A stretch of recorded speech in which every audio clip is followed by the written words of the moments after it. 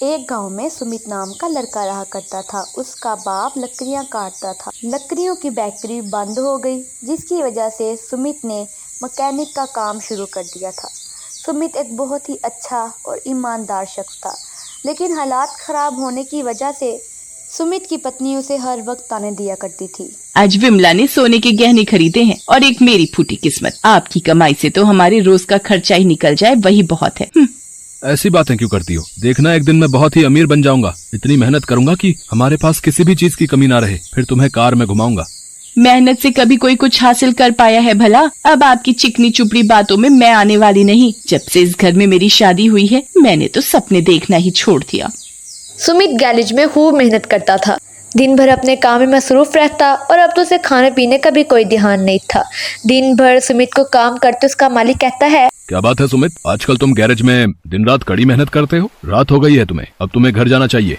नहीं मालिक, मैं ओवर टाइम करूंगा। मुझे बहुत पैसे कमाने हैं। मैं एक कार बनाना चाहता हूँ जिसके लिए मुझे पैसों की जरूरत है। ठीक है सुमित, जैसी तुम्हारी मर्जी, पर अपनी सेहत का भी ध्यान रखना। सुमित ओवर टाइम ड्यूटी कर कर जो पैसे कमाता वो गुल्लक में डाल देता। फिर एक दिन जब गुल्लक भर गया तो सुमित ने वो गुल्लक तोड़ दिया और अपनी बीवी से कहने लगा, आखिरकार मैंने इतने पैसे जमा कर ही लिए। अब इन पैसों से मैं कार के पार्ट्स खरीदूंगा और फिर उससे एक कार बनाऊंगा। कहीं आप पागल तो नहीं हो गए हैं? आप कार बनाएंगे? फिर तो बन गई कार। हाँ सुमन, आज तक मैंने तुम्हें कभी कुछ नहीं दिया, पर मेरी दिली इच्छा थी कि मैं तुम्हें कार में घुमाऊं। इसलिए कई दिनों से मैं थोड़े थोड़े पैसे जमा कर रहा था। आज गुल्लक में बहुत पैसे हो गए हैं। इससे मेरे कार के लिए अच्छा खासा सामान आ जाएगा। सुमित दिन रात मेहनत करता है और अपनी एक कार बना ही लेता है। फिर उसको चलाकर देखता है तो गाड़ी स्टार्ट हो जाती है। सुमित की खुशी का तो ठिकाना ही नहीं था। आखिरकार मैंने बना ही ली मेरी कार, मेरी खुद की कार। अब सुमन मुझ पर कभी गुस्सा नहीं करेगी। पूरे इलाके में शायद ही किसी के पास ऐसी अनोखी कार होगी। शाबाश सुमित, शाबाश। ऐसी लाजवाब कार तो हमने आज तक नहीं देखी। मुझे तुम पर गर्व है। जाओ, जल्द से जल्द ही कार अपनी पत्नी को दिखाओ। हाँ मालिक, हाँ मैं अभी जाता हूँ। सुमित गाड़ी लेकर घर की तरफ निकल जाता है। वो मस्ती से गाड़ी चलाता है और गाड़ी में गुनगुनाता है, चला जाता हूँ किसी की धुन में, धड़कते दिल के तराने लिए। रास्ते में ही उसकी नज़र फूल वाली दुकान पर पड़ती है। वो अपनी गाड़ी फूल वाली दुकान के पास रोक लेता है और सोचता है, सुमन के लिए कुछ फूल ले लेता हूँ, वो तो बहुत खुश हो जाएगी।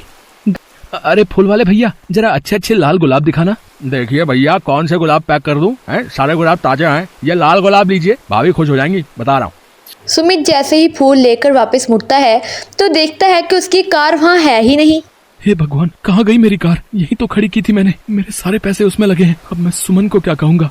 भैया देरी मत करिए, तुरंत पुलिस स्टेशन जाकर रिपोर्ट करवाइए। हाँ। सुमित भागता भागता पुलिस स्टेशन पहुंच जाता है। पसीने से लथपथ पुलिस स्टेशन पहुंच जाता है।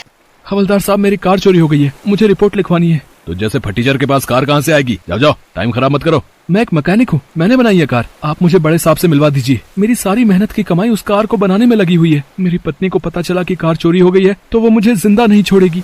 इतना आसान काम नहीं है रिपोर्ट दर्ज कराना। रिपोर्ट लिखवाने के लिए पहले तुम्हें टाइपराइटर से सारी बातें लिखवा कर लानी होंगी। उसके बाद कहीं रिपोर्ट दर्ज होगी। और जहाँ तक रही बड़े साहब से मिलने की बात, तो बड़े साहब तो अभी छुट्टी पर हैं। 4 दिन बाद ही आएंगे। तुम 4 दिन बाद आओ।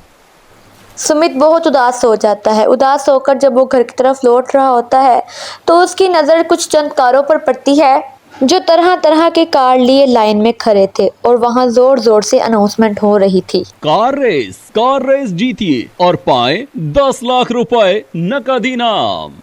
अगर मेरे पास मेरी कार होती तो आज मैं जीत जाता, पर शायद मेरी किस्मत में ऐसा नहीं लिखा है।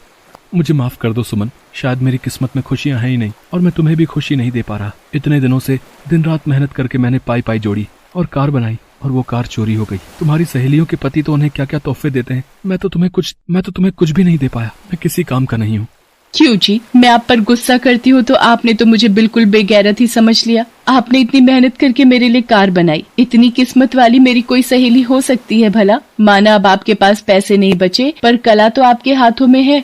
इस कला का मैं क्या करूंगा? अगर आज मेरी कार रहती तो मैं कार रेस में हिस्सा लेकर 10 लाख रुपए जीत जाता।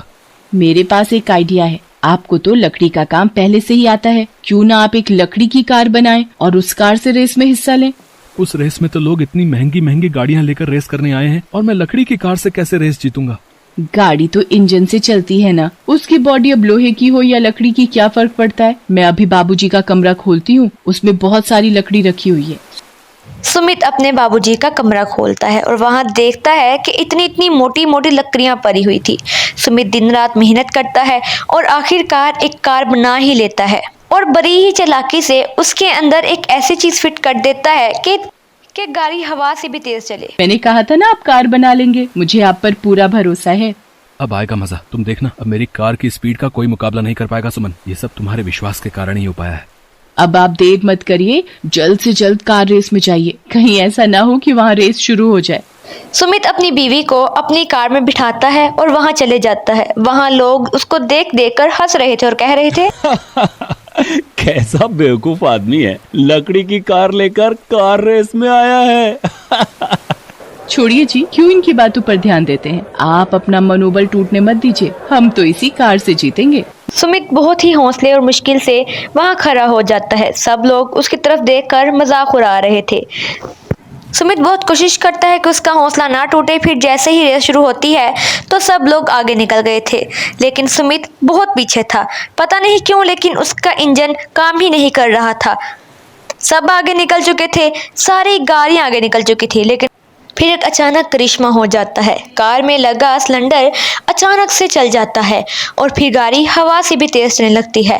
फिर सुमित सब गाड़ियों को पीछे छोड़ देता है। इस तरह सुमित जीत जाता है और वो फर्स्ट पोजीशन पे आता है। उसको 10 लाख का चेक और एक ट्रॉफी मिलती है। सब लोग गांव में उसकी वाह वाह करते हैं। ये तो बड़ा होनहार आदमी लगता है। हाँ देखो देखो। और फिर सुमित की इज्जत बहुत बढ़ जाती है गांव में। वो लकड़ियों का काम कर कर गाड़ी बनाकर गांव में बेचने लग जाता है, जिसकी वजह से वो खूब अमीर हो जाता है।